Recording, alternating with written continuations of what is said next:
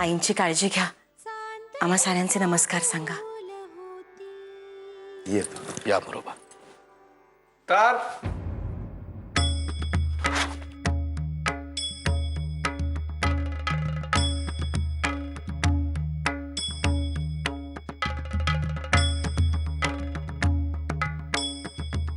मोरोबा, तुमची तार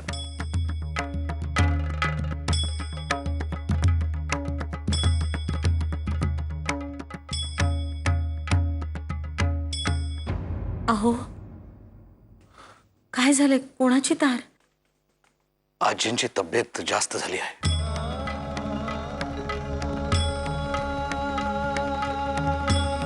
आई, मोरोबा, तुम्ही धीर सोडू नका. तुम्हाला ताबडतोब निघावे असावे. चला चला पांडुबा. चल, काळजी करू नकोस यमे. हं, गेल्या गेल्या खुशाली कळव.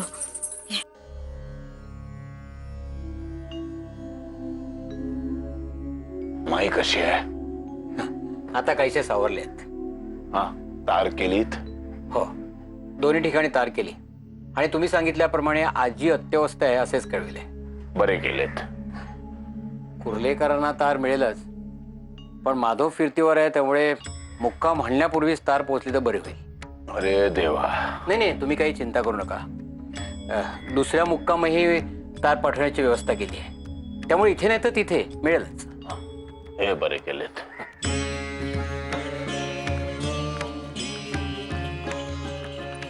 पांडबा, जी चिंता वाटते रे बाबा. तारेत असे लिहिले होते की ताबडतोब या म्हणून.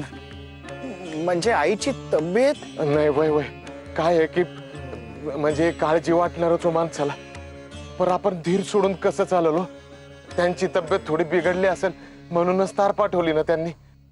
हे बघा मोरू मामा, आता रमा वहिनींच्या आईने औषध करून दिलंय ना खास, त्यांना आजीला नक्की बरं वाटेल बघा. हो, आईच्या हातात खरेच खूप गुण आहे. मला असे होते आहे की कधी एकदाची मी पोहोचते आहे आणि आजींना औषध देते आहे. आणि बर का मोरू मामा, हा, नाही काय आहे की आपण इकडं रमा वहिनींच्या माहेरी आलो, त्यांच्या आईने खास औषध करून दिलं. ही समधी देवाचीच योजना असेल बघा. नाहीतर आत्ताच माग माहेरी येऊन गेल्या ना रमा वहिनी. काय रमा वहिनी, बरोबर आहे ना? हो, खरेच.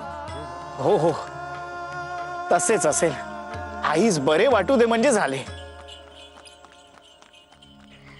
अरे अरे बाबा, नको रडू ना रे बाबा. अरे बाबा, बघितले ना माई किती रडते सकाळपासून. तिने आपल्याला बघितलं तर काय वाटेल तिला. अरे बाबा, नको ना रडू. बाबा ऐक ना.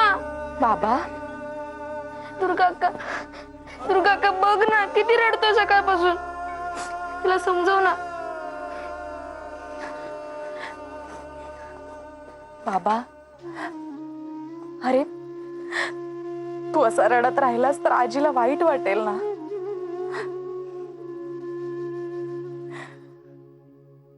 आजीला दिसत असेल आपण रडतोय ते. हो, कसे? अरे असे म्हणतात की गेलेल्या माणसाचा आत्मा घराभोवती 10 दिवस घुटमळत असतो म्हणून. हो, रे बाबा, आपला अन्नमय देह असतो, प्राणमय देह असतो, असे बरेचसे शास्त्र आहे. आपले बाळणभटजी भाऊसाहेबांशी बोलत होते ना, त्यावरून ओझरते समजले मला. थोडक्यात काय, आपण कसे वागतोय ते सारे आजीला दिसते आहे. म्हणून बाबा, चांगला वाग, म्हणजे आपल्या आजीला बरे वाटेल. हो, वागेन. आजी किती चांगली होती. मला लाडू द्यायची, खारीक पण द्यायची आणि अक्रोड पण द्यायची. शिवाय परीक्षेत अव्वल आल्यावर कौतुकही करायची आणि शाबासकी म्हणून पाठ थोपटायची. हो ना, मग आजीला आनंद वाटेल अशाच गोष्टी करा. हा हो. दुर्गा अक्का, मला रडू येतेच आहे. बाबा तू नको ना रडूस, मला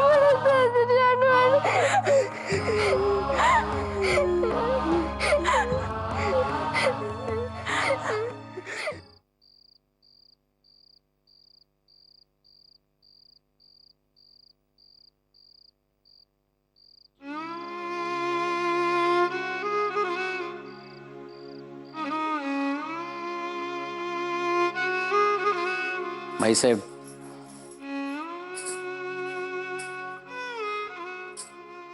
आजींनी हा डबा काही दिवसापूर्वी माझ्याकडे दिला होता. यात त्यांचे स्त्रीधन आहे.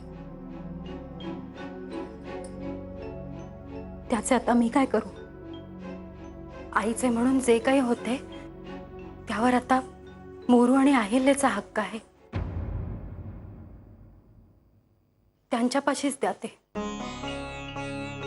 नाही, तसे असते तर त्यांनी स्वतः त्यांच्या हाताने हा डबा अहिल्याकडे दिला असता.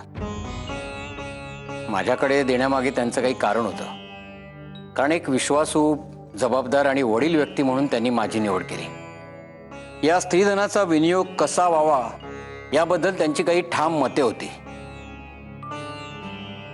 तुम्हा आम्हाला ती पटोत वा न पटोत, पण त्यांची मते स्पष्ट होती आणि हे सगळ्यांनाच ठाऊक आहे. त्या नवमतवादी होत्या. नवमताकडे त्यांचा कल होता. म्हणूनच त्यांचे आणि माधवाचे चांगले जमत असे. माधव आणि त्यांची स्नेही मंडळी स्त्रियांसाठी जे काही निरनिराळे उपक्रम करतात त्यास त्यांचा पाठिंबा होता. रमा पुढे जाऊन मोठी होऊन शिकून माधवाच्या बरोबर स्त्रियांसाठी काही चांगले कार्य करेल अशी त्यांची अटकळ होती. त्यांचे म्हणणे असे की घरातल्या जबाबदाऱ्या सांभाळता सांभाळता माईंच्या नाकी नऊ येतात आणि सुनबाईंना नटण्या मुरडण्यापासून सवडच नाही. त्यामुळे या दोघांच्याही हातून स्त्रियांच्या भल्यासाठी काही कार्य होईल असे लक्षण दिसत नव्हते. रमा मात्र माधवाच्या बरोबरीने स्त्रियांसाठी काही कार्य करील अशी त्यांची आशा होती आणि तसं काही कर्तृत्व रमाने दाखविले तर हे स्त्रीधन त्या स्त्रियांच्या भल्यासाठीच खर्ची घालावे अशी त्यांची सूचना होती. ती वेळीपर्यंत हे स्त्रीधन जपून ठेवावे असेही त्यांचे सांगणे होते.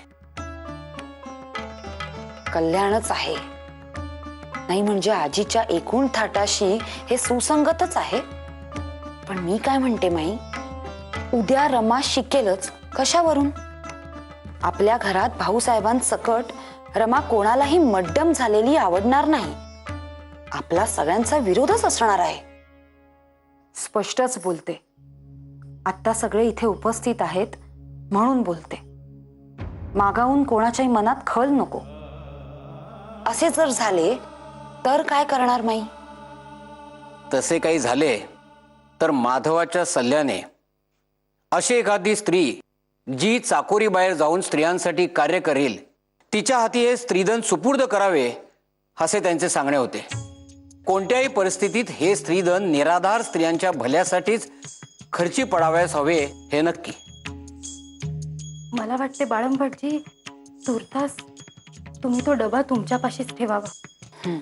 मग सावकाश इकडचे मत घेऊन आणि माधवाचा विचार घेऊन पुढे काय ते ठरवता येईल. हे अगदी योग्य आहे. तो डबा तुमच्याचकडे राहू दे. बरे, 10व्या 12व्याचे काय करायचे? 13व्याचे ठरवावयास हवे. सर्व शास्त्राप्रमाणेच होईल. अग्नी भाऊसाहेबांनीच दिलाय. मोरू असता आणि त्याने अग्नी दिला असता तर रानड्यांना फक्त 3 दिवस सुतक लागले असते. पण आता रानड्यांनाच सगळे कार्य करावे लागेल. तेव्हा त्याप्रमाणे तयारी करा.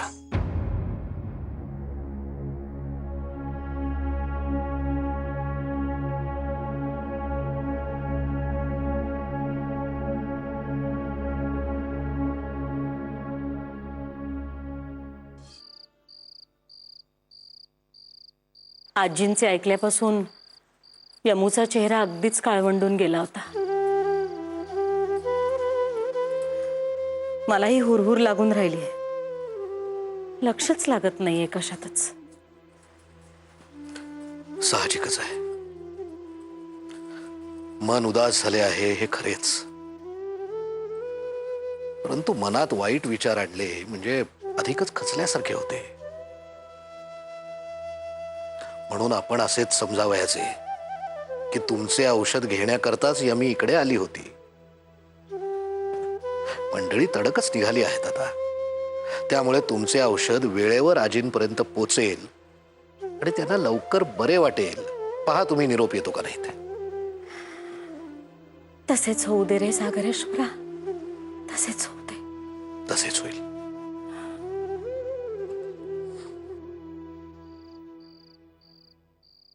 बरे, आणखीन एका बाबीविषयी बोलायचे होते. बोला.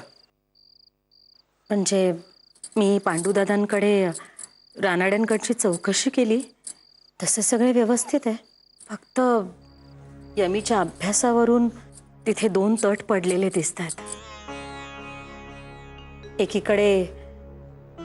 एकीकडे जावई बापूंचा शिकवण्याचा आग्रह आणि दुसरीकडे घरातील वडीलधाऱ्या बायकांचा ठाम विरोध.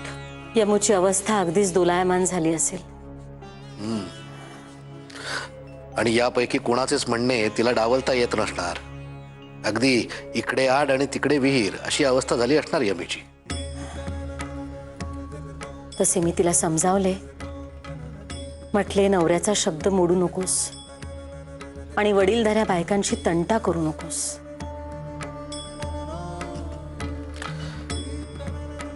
एकूण कठीणच आहे परिस्थिती.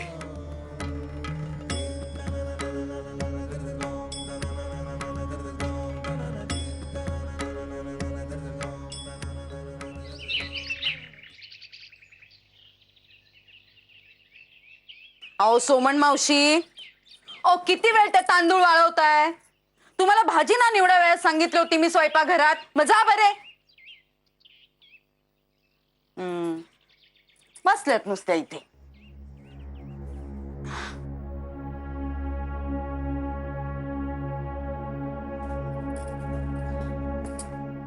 अहिल्ये, मदत करू का तूच? चालेल. काही म्हणो अहिल्ये, शेवटी नशीब हवे हो माणसास. म्हणजे अगो अगो आता तुझेच बघ ना. अगो एवढी रूपवान तू, कामात देखील रमेपेक्षा उजवी, पण तुझे नशीब फुटकेच. काय करणार त्याला? अगो आतापर्यंत सगळे ठीक आहे, पण पुढे काय? तुझी ती सासू नाही, सगळेजण मारे अगदी शहाणी आणि हिमतीची म्हणून उदो उदो करतात ना तिचा. पण काय गो, तुझ्यासाठी काही ठेवलेन का तिने? नाही ना. अगो जे काही ठेवले त्या रमेसाठी. काय ती म्हणे पेटी, आणि काय तर म्हणे ती कोणी उघडूनही बघायची नाही. थेरा नुसती. काही नाही गो, मला तर वाटते ना तिचे दागिने तुलाच मिळावयास हवेत की नाही? तेच तर म्हणतेय मी. हा बोल. तेच म्हणतेय मी. काही नाही, मला तर वाटतं ना अहिल्ये, हा सगळा डाव ना त्या बाळम भटजींचा आहे. हो. आता मला सांग, अगो तुझी सासू कशी असली तरी आपले दागिने सुनेकडे नाही तर लेकीकडे देईल, हो की नाही? अगो या बाळम भटजींचा काय संबंध म्हणते मी? नाही तर काय. आपली माई पडते बोळसर. या बाळम भटजींनी ना आजीच्या नावावर काहीतरी खपून हे सगळे दागिने त्या रमेच्या घशेत घालण्याचा ना डावच रचलाय जणू. नक्की सांगते मी तूच. खरे आहे तुमचे. नाही म्हणजे सासूबाईंनी ती पेटी रमेशच द्यावयाची हे सगळ्यांसमोरच सांगितले नाही का? हो. तसे दागिन्यांचे का नाही सांगितले मग? तेच तो म्हणते मी. काही नाही गो, या बाळम भटजींची ना नुसती मनमानी चाललेली असते हो घरात. अगो मागे ना एकदा मी पैसे मागितले होते. इतकी खळखळ केली की काही विचारू नकोस. अगो आता भाऊसाहेब कच्छपी आहेत ना यांच्या, म्हणून चालते त्यांचे. हा, मी पुरती ओळखून आहे हो यांना. नाही अगो, आता तू मोरूच्या वंशाला वारसच देणार आहेस ना मग. अगो, माईने तुझे कौतुक नको का करावयास? केले नाही. खरंच बाई अहिल्ये, मला तर ना बाई भारी काळजी वाटते हो तुझी. अगो, कसे गो व्हायचे तुझे आणि तुझ्या या बाळाचे? कठीणच आहे गो बाई.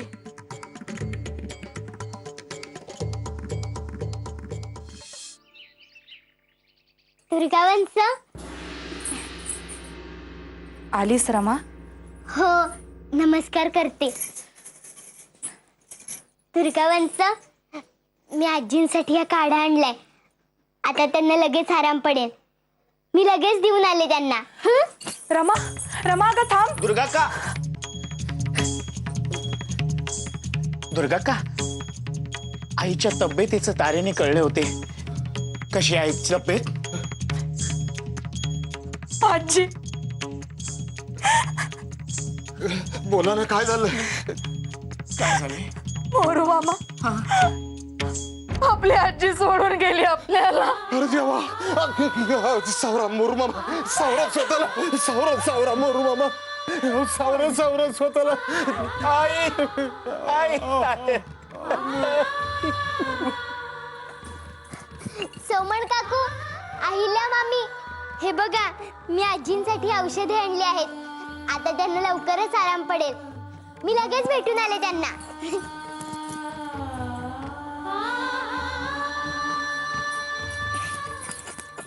सुभद्रा काकू, मी आजींसाठी औषधे आणली आहेत. आता त्यांना लगेच आराम पडेल. आलेच मी. आजी, आजी, हे बघा मी तो.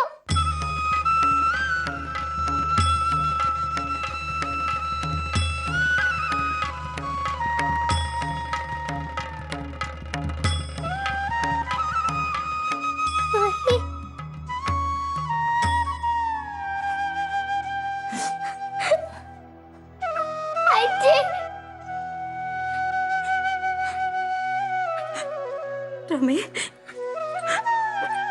आजी गेली गो, देवा घरी गेली.